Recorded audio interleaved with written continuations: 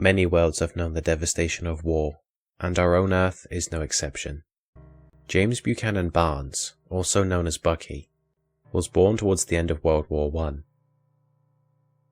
When he was still young, he met and befriended the scrawny Steve Rogers. When America joined the Second World War, Bucky signed himself up to fight, much to Steve's dismay, as he was repeatedly refused entry, courtesy of his less than satisfactory physical condition. Barnes was enlisted into the 107th Infantry Regiment, but later he and several of his comrades went MIA, having been captured by the secretive organization Hydra. However, he was rescued by his lifelong friend, who had been surgically transformed into the super soldier, Captain America. Barnes and Rogers would become members of an elite special forces group known as the Howling Commandos, becoming heroes to their country. But war always has a price to pay. During a mission to capture a high-profile target, Bucky was thrown from a moving train, supposedly to his death.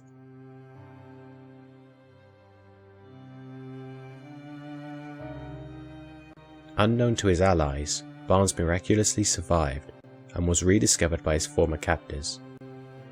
Realizing his potential usefulness, Hydra brainwashed him and preserved his body for decades, whilst also replacing his lost left arm with a cybernetically enhanced one. He became one of their top spies and assassins, renamed the Winter Soldier. Decades later, he was reunited with Rogers, though they were initially forced to confront one another. After their hostilities ended, Barnes sided with the Cap when he refused to sign the Sokovia Accords, which was intended to regulate superheroes. This inevitably led to a mass conflict, and even a final confrontation in a 2v1 brawl between Rogers, Barnes, and Tony Stark the Iron Man, as it was revealed Bucky was responsible for the death of Stark's parents.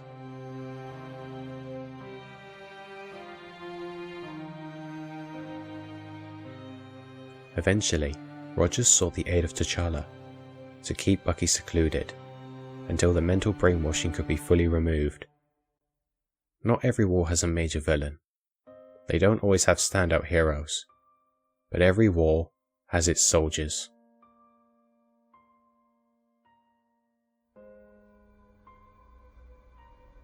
Bucky? Who the hell is Bucky?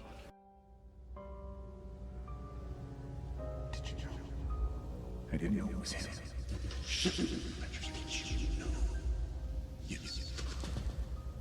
Sure about this? I can't trust my own mind. So until they figure out I got this stuff out of my head, I think going back under is the best thing. For everybody. Let me tell you something about war. War ain't always about fighting, blood, bullets, death. Yeah, that's part of it. But it sure as hell ain't all of it. Sometimes it's about realizing you're completely screwed and deciding the best way you can save your friends. Dominic Santiago knew this better than most people. Having served the Coalition of Ordered Governments, aka the COG, during the Pendulum Wars, Dom was a gear soldier who lived to see humanity face a new horror. Emergence Day marked the dawn of a new enemy, the Locust. Losing both his children on the dawn of a new conflict, and later enduring the disappearance of his wife Maria, Dom was forced to fight through the horrors for over a decade against a seemingly unstoppable force of monsters. 14 years after E-Day, Dom infiltrated the abandoned prison, the Slab, and freed his best friend and fallen war hero, Marcus Phoenix.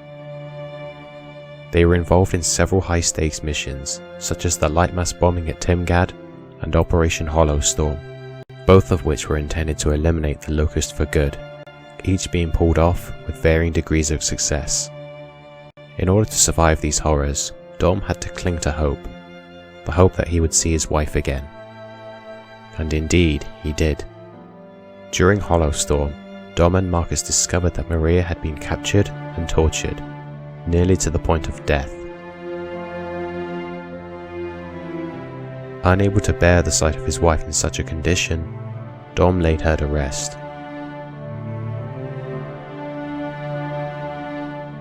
The mission was a success, but it cost the humans to abandon their last beacon of hope. While the Locust had been defeated, a new parasitic enemy emerged, even more deadly than the last: the Lambent.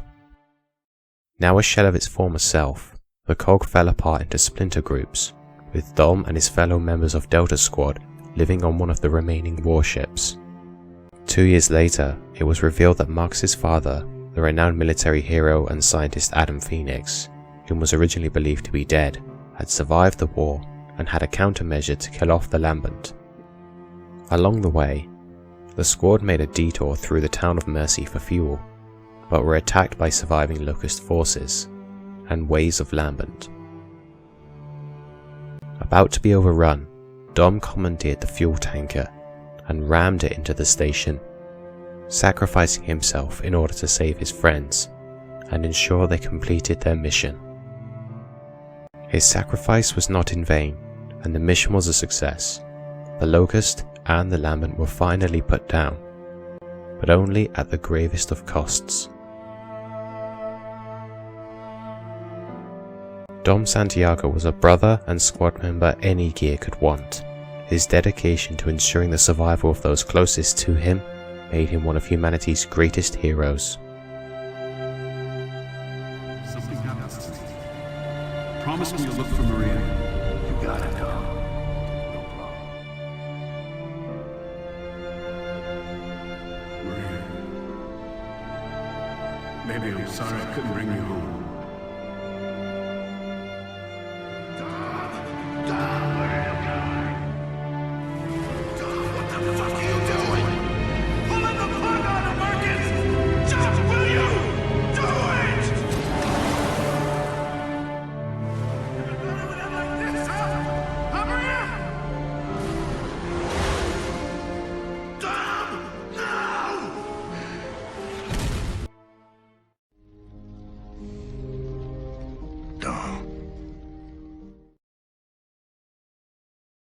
For this year's season finale, our analysis of the Winter Soldier will be focusing on the character as of his movie appearance, as per the title of the video.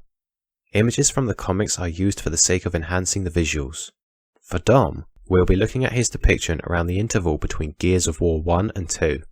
We'll also be acknowledging his appearances in the comics and novels, as they are a part of the same continuity, in contrast to the comics and movies from Marvel being separate. And now, with all that out of the way, let's get this year's season finale underway. Round 1.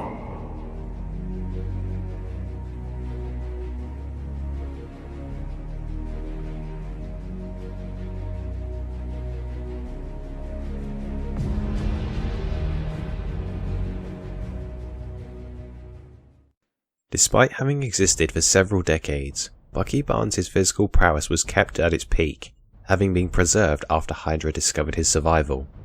His physical conditioning was then put through the most strenuous of training that it could endure, guaranteeing the best possible performance for such a highly regarded operative.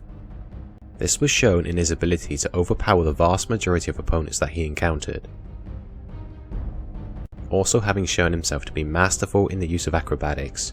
The Winter Soldier's reflexes were acute enough to allow him to react to some of the fastest of incoming attacks.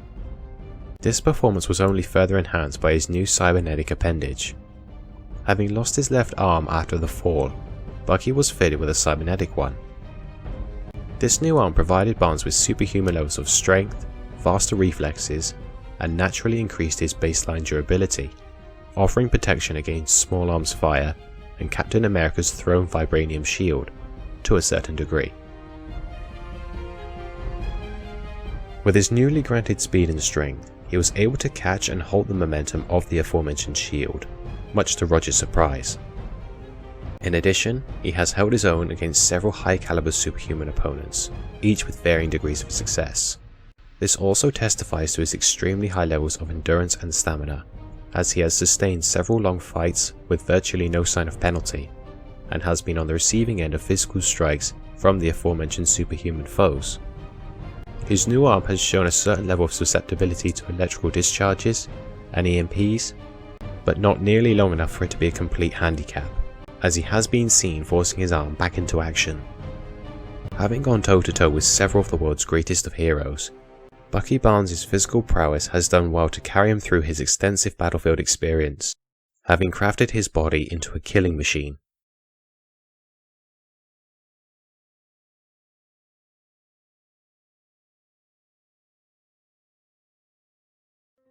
Right from the age of 16, Dom Santiago was put through the most rigorous training that he could endure in order to craft himself into the finest killing machine that he could be. While military training in general is incredibly strenuous, a Gears was arguably tougher. Each were physically conditioned to the point where the nutritional diet required them to intake over 3 times the calories of the average working citizen. No doubt a contributor to this was that they wore full body armor. In Gears 4, Kate and Marcus describe wearing only the chest plate as the following. Let me get that. Kinda feels like I'm wearing a door. Good. It's supposed to. In full gear, fighting would only logically be even tougher, due to the increased weight the soldier is forced to carry. However, what sets Dom apart from his fellow Gears was the additional Commando training he undertook and passed by the time he was 17. For those who don't know, Commando training is typically considered to be among, if not the most difficult physical training to undertake, especially for Gears. This is all well and good, but how well does Dom actually perform in battle? Well, Dom's most defined traits come from his endurance and his durability, enhanced by the armor that he wears into battle, which was known to contain the fibers of several different materials, greatly increasing the wearer's survivability. Beyond the typical protection of gunfire, Dom's armor has protected him from near point-blank explosions with little to no sign of injury, and he, along with Marcus, has withstood several falls from great heights, and yet Dom has treated this as nothing more than a simple annoyance.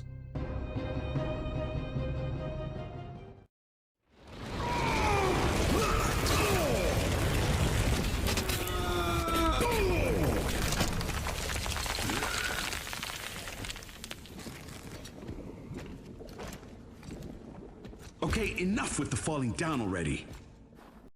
Hey, that's pretty good. I mean, really good. Like most of his fellow Gears, Dom was able to stand toe-to-toe with the Locust drones in close quarters, despite their greater than human toughness and easily comparable physical strength, which would naturally paint a picture for Dom's reflexes too, since his Commando training had him take up the use of knife fighting in close quarters. One thing that a lot of people either forget or simply don't realise is that in the Gears of War games, and the majority of the series novels set in the present day have its characters, Dom included, partake in missions that last for at least a couple of days, sometimes with the squad running on short amounts of sleep, and yet Dom and his companions always pull through whilst also fighting against hundreds of Locust enemies, which speaks just to how far Dom has taken his endurance, especially given the added weight of his armor. Essentially, the life of a Gear is one big workout session, day in, day out. Lastly is the most important thing to take into account when analysing a Gear's physical fitness. The planet of Sarah is said to have a stronger force of gravity than our own Earth, meaning that the humans inhabiting the planet would have had to have grown to withstand this greater force, which would have made them develop greater muscle power and also make them feel lighter in Earth's lesser gravity, allowing for a more fluid use of their reflexes. In other words, take Dom or any member of Delta Squad and place them in our own Earth, and they could be considered to be low-level superhuman, especially when looking at the size of these guys in comparison to their civilians. Despite seemingly unfathomable odds, Dom Santiago repeatedly faced the enormous physical demands of war and persevered. He's not to be taken lightly by anyone when it comes to his physical conditioning.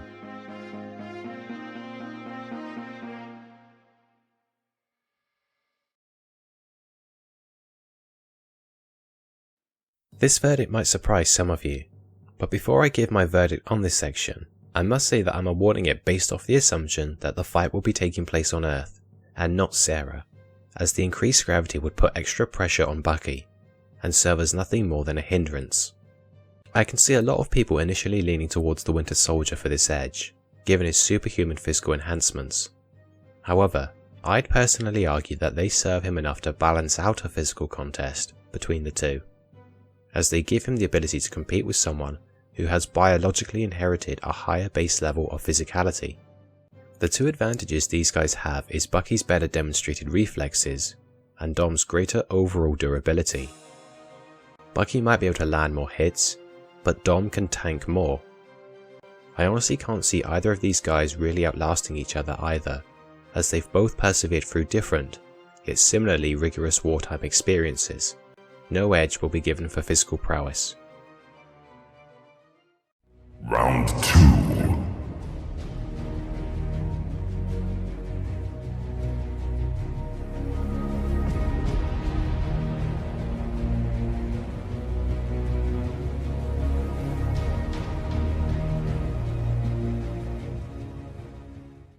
In an effort to balance things out, both of our combatants will be making use of the standard issue weaponry, rather than any specialized equipment, with only 1 round of ammunition for each firearm. The Winter Soldier's loadout was rather conventional: assault rifle, secondary, sidearm, combat knife, etc. While he has used different makes and models, for this match I opted to go for his M4A1 carbine, his Scorpion machine pistol, and his SIG Sauer pistol. The M4 was a typical mid-range fully automatic assault rifle. Depending on personal customization, the weapon could spit out rounds at anywhere between 700 to 970 rounds a minute, again depending on the specifications that its wielder adapted it for. The weapon was chambered for the 5.56mm round, standard issue and caliber, but reliable. He outfitted his rifle with a holographic sight as a replacement for the weapon's iron sights, making it easier to acquire targets at a longer range. To add a degree of ordnance to his arsenal, his rifle was outfitted with a standard M203 grenade launcher. The Scorpion was a one-handed machine pistol firing at a rate of 850 rounds a minute, and possessed surprisingly low recoil. Despite firing the 7.65 pistol rounds, the weapon's high rate of fire made close quarters kills easy, though its shorter ammo capacity did mean accuracy was heavily required. The SIG was a typical semi-automatic pistol, firing 9x19mm pistol rounds, a reliable sidearm, but fairly unremarkable in its personal properties. Bucky also wore a lightweight tactical suit that was given to him by Hydra during his time as an assassin. The lightweight nature of the suit protected him from small arms fire and granted greater fluidity of movement, allowing him to make full use of his agility in close quarters. He also occasionally made use of a mask and goggles to protect himself from things such as gases and flash grenades.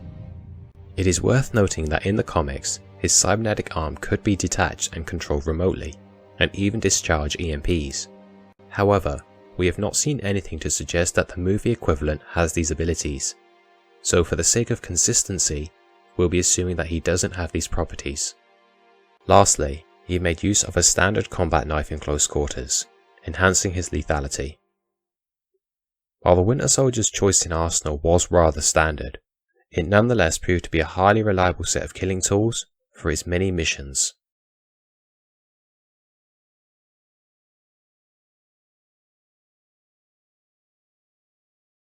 The standard issue loadout for a gear consists of a Mark II Lancer assault rifle, the Nasher shotgun, snub pistol sidearm, and frag grenades. To help us gain a bit of a better understanding on the benefits of the Lancer and the Nasher, we have a very special guest. Ladies and gentlemen, meet Corporal Damon Baird, fellow Delta squad member and the brains of the group. Take it away, Baird. The Lancer is the kind of gun you just want to curl up next to at night. A fully automatic assault rifle perfect for short and mid-range combat. But that's not all. COG engineers have made some improvements to the classic bayonet design. A little more effective, don't you think? So what does a lousy 8 shots per clip get you? A hell of a lot if you know how to use them. What the Nasher lacks in clip size and versatility, it makes up for in pure force. In close combat, it's powerful enough to take down most enemies in a single shot. The only drawback is that the force of the blast splatters locust blood all over your armor. And the cog ain't paying for your dry cleaning. Okay. Thanks, Bed. Roger, boss man. Bear it out. According to the weapon's blueprints, the Lancer fired rounds at a high rate of 15 rounds a second, working out at roughly 900 rounds a minute. Considering the weapon's ability to penetrate the thick hide and metallic armor of the Locust, this would effectively make the Lancer comparable to a real-life LMG, rather than an assault rifle, though to Dom and his allies, this was standard issue. The chainsaw bayonet seems like a rather odd choice for a rifle, but it proved to be a highly reliable alternative, when compared to the original Lancer's knife-like bayonet. If enough force was applied to the chainsaw technique, it could not only cut through the intensely thick hide of a Locust, but it could also carve through things such as concrete walls and armoured chest plates, as an older Marcus demonstrates in Gears 4. It is also worth noting that the Lancer holds 60 rounds per magazine, effectively twice that of a real-life assault rifle. Baird has already gone over the main properties of the Gnasher, the only other things worthy of note being its pump action properties, requiring a reed chamber before firing a consecutive shot. The snub pistol was a standard issue sidearm, holding 12 rounds per clip, and capable of firing rounds as fast as the shooter could pull the trigger. As far as ordnance goes, Gears made use of frag grenades, but held many properties of a real-life bolo. Attached to a chain, the explosive could be thrown normally, or swung to grand throws over greater distances, and a greater ability to be held behind cover, due to the greater momentum provided by the swing. In addition, it could be planted as a proximity mine and even tagged on an enemy, practically guaranteeing a kill.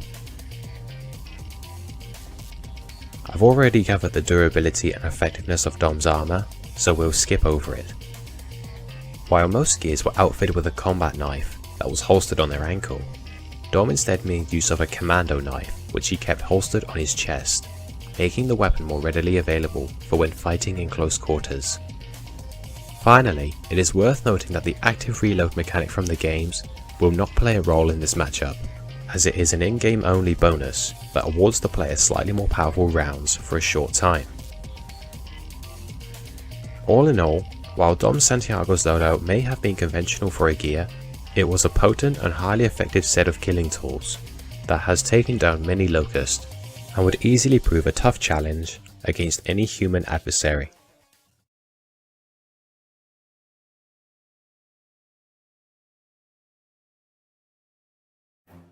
Both combatants make use of their standard issue weaponry, but against one another, I favour Dom.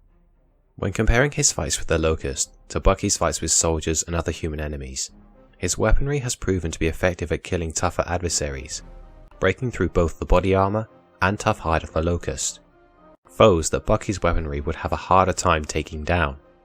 In terms of armor, I again favour Dom, as it was designed to withstand more powerful bullet-based weaponry than anything that Barnes is equipped with. Don't forget that a Gear's weaponry is also designed to function in Sarah's stronger gravity, effectively making it even more deadly in Earth's atmosphere. The most interesting comparison would be Bucky's use of the grenade launcher and Dom's use of the bolo grenade. While the M203 is more readily available to fire, the bolo frag has more options for use and just as much destructive capacity, considering the foes it could take down when properly used. In short, I acknowledge that the Winter Soldier's arsenal will prove useful, but Dom's weaponry simply performs better.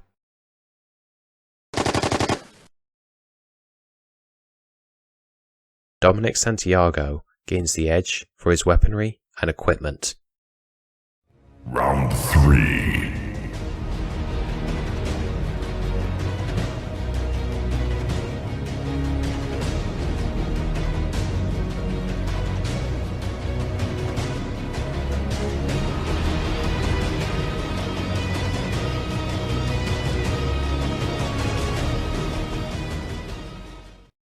Even before he became the iconic soldier that he is most well known for, Bucky Barnes was a remarkable soldier during the events of World War II, having earned his place in the Howling Commandos.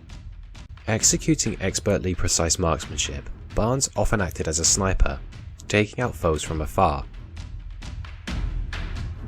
These skills were carried over into the modern day time of the movies, where he continued to make efficient use of firearms of all types. In addition, he was a fantastic hand-to-hand combat specialist, making use of a variety of styles. His fighting style appears to incorporate elements of Kali knife fighting, boxing, taekwondo, and Krav Maga. Kali knife fighting was one of many different Filipino martial arts. It emphasizes on one's ability to transition from fighting with weapons to empty hands fluidly, due to continuous possibility of losing or being without a weapon. While boxing is most well known for being used as a sport, it is still a viable form of self-defense, employing some of the most basic elements of fistfighting, but when employed properly, it can be just as dangerous as most other forms of martial arts. Taekwondo incorporates systems comprised of blocks, kicks, and punches, as well as open-handed strikes, whilst borrowing elements from karate and other various Chinese martial arts. And lastly, Krav Maga was a self-defense style consisting of techniques from Aikido, Judo, and boxing and wrestling. It is generally seen as an art that relies on reflexive responses to an opponent's actions. By streamlining all these styles together, Bucky was able to make use of a dangerously powerful fighting style that has allowed him to get the better of the likes of the Black Widow, hold his own against the Black Panther, and fight Captain America to a standstill on 2 occasions.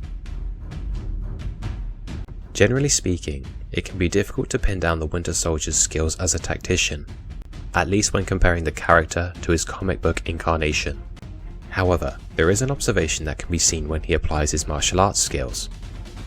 When utilizing his knife, he'll often hold it in his natural arm, and upon downward strikes, he'll apply his cybernetic for greater overhead force, increasing the likeliness of tagging his enemy. This influenced his close quarters combat skills further, as he would often incorporate the use of small firearms into his offensive, adding a degree of unorthodox. Despite living in a world of distinctly unique and yet powerful combatants, the Winter Soldier has proven his ability to stand his ground against such opposition, and an incredibly dangerous threat to any of those who seek to oppose him.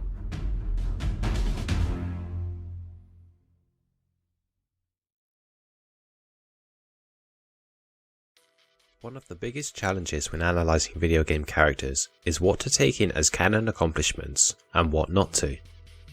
For me, I see it as any fixed event that the player is forced to complete in order to proceed as a canon accomplishment for the characters involved, unless another piece of more descriptive lore material, such as a novel, suggests otherwise. Luckily for Dom, the majority of enemy encounters in the Gears series are fixed events, meaning that they all stack up as accomplishments for Dom and his fellow squad members, with a couple of individual exceptions of course.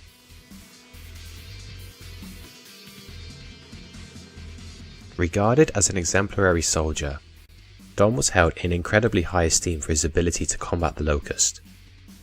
Even during the events of Gears 3, he was still considered to be an intense foe on the battlefield, thanks to his experience combating the Locust and his Commando training.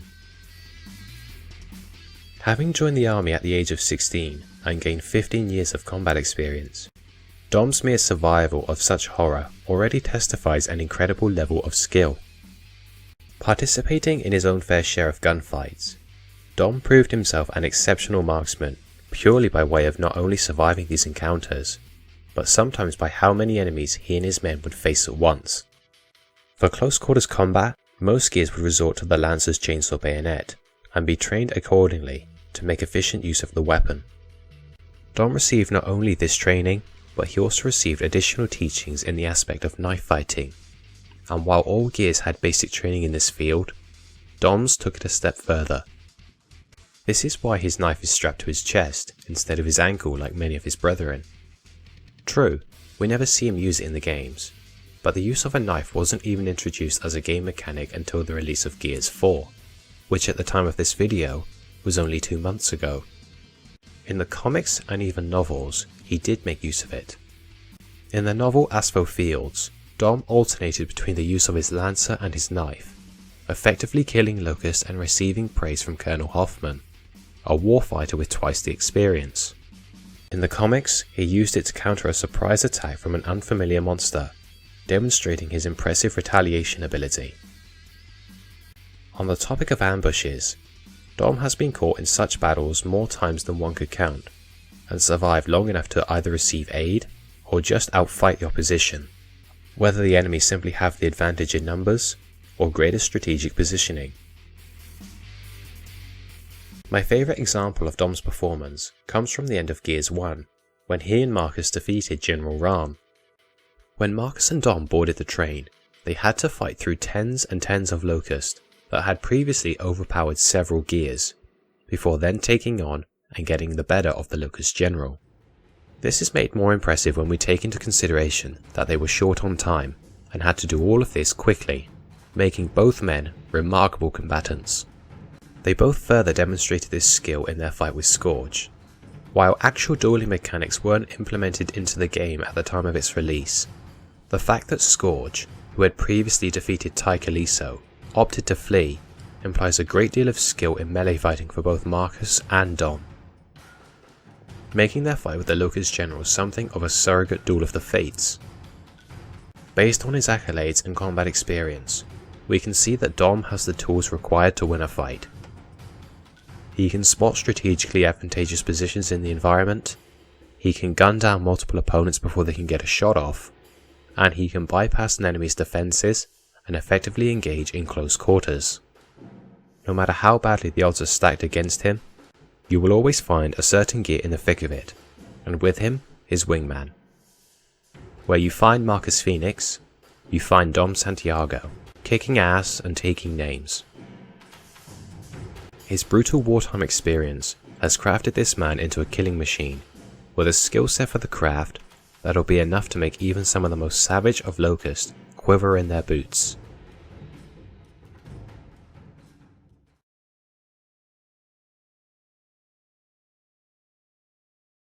This section was definitely difficult for me to judge, as I worried I might end up overanalyzing Dom due to his exposure within the lore not being as descriptive. But then I remembered something important to the skill section of any versus video. Even if you strongly believe that one of the combatants takes the edge, you have to be able to make a case for the other character, as it can sometimes help to better gauge the contest. So bear with a conclusion that is typically longer than usual. While moulded by different combat experience, both combatants have shown their respective prowess at engaging their enemies in a firefight, whether it be an opponent of comparable skill or several shooters. Similar experience leading to similar skill, so for me, a firefight between these two would be something of a coin toss, or up in the air.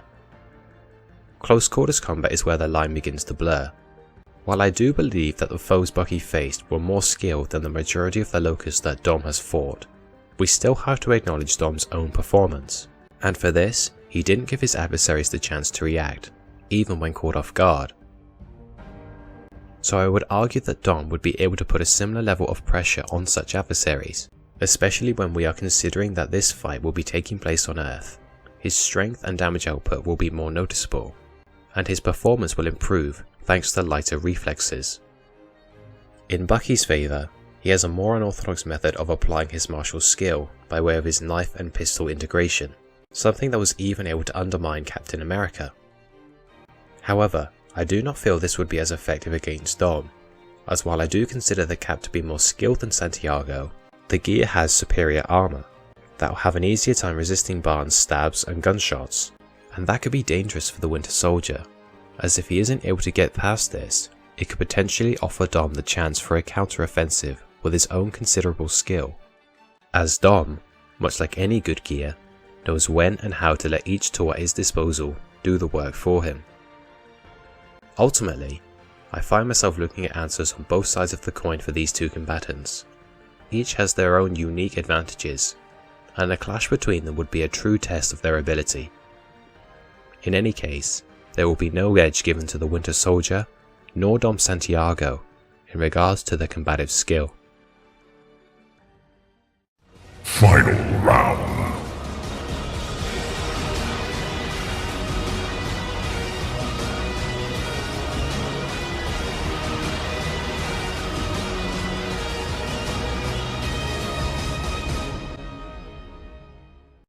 The final verdict is a conclusion that I've gone back and forth on, and one that I feel has the ability to go either way. I honestly feel that this is a 50-50 fight, with the conclusion being a split decision, so I 100% understand for why you might think either of these two wins.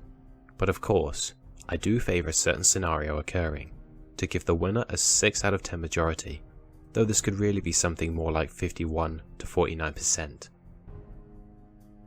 The battle would start out much like a straightforward firefight. Much of the early contest would look rather even. That said, I do feel that Dom could potentially take an early advantage. His skill comparable, and his weapon's greater performance, and high capacity, have a greater chance at pinning Bucky down, though I do find it unlikely for the match to end so quickly. After a few minutes of stalemate, the combatants will begin looking for another way around. Bucky might employ his grenade launcher as a distraction, whilst attempting to gain a greater environmental position. But Dom will be doing the same, always looking for vantage points, using his bolo grenades to try and force Bucky out of cover, and his armour, combined with his reflexes, will aid in his ability to survive this exchange. With their strategies and ammo eventually depleted, the combatants would meet in the middle. Hoping for a quick win, Dom revs the chainsaw and charges in for the kill. Bucky catches the chainsaw in his metal hand. The teeth screech and scrape against the armoured plating. Their whirring grinds to a halt as Barnes tightens his grip around the barrel of the weapon. But Dom, leaning into the weapon, also leaves the cyber hand's palm somewhat ruptured. As they pull away, Barnes draws his knife. Dom throws his firearm to the ground and slides his hand to his holstered blade. Bring it! From here, they would engage in straight up, no nonsense close quarters combat. The Winter Soldier employing his mixed martial arts and knife based hybrid, and Dom making use of his tried and tested Commando skills. After several minutes of grueling fighting, the two combatants' advantages will eventually become more distinct. Bucky's more unorthodox attack will earn him more hits, but Dom's armour would greatly resist what few blows may land. And then, after an atrocious affair, the Gear's armour will grant him the resilience he needs to hold out long enough to seize his opportunity, and quickly and decisively execute one final strike, ending the life of his equally skilled and just as deadly adversary. And thus I proclaim Dominic Santiago, the Gear, the brother, the winner. Well, a big thank you to all of those who watched this year's final match. I had a blast doing this one, and it actually took me ages to decide on a winner. This second year of YouTube has been even better than the first, so let's hope for an even better third year. This is of course the last video of the year, so there won't be any more content until next year, though I will put out a trailer of what's to come sometime around New Year's Eve, so keep an eye out for that. Once again, thank you all. You guys are just as important to any channel as the person who runs it. May the Force be with you.